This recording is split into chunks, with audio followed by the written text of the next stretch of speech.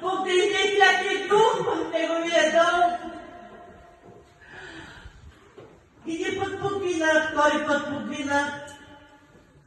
И третия път се спря. Когато той пееше тази песен, Господи, за мене. Тогава аз се спрях в тази песен и той ми натърпи много. От тогава ние почнахме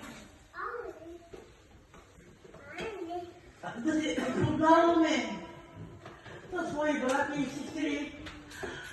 Почнаха моите брати и сестри.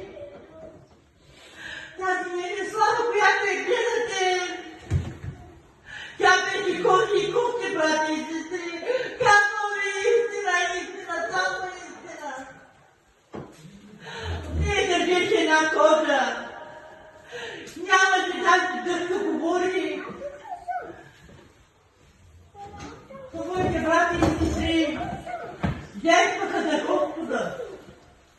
Не за Мирослава. За Господа жертваха. Постиха, гладуваха, на колене заставаха.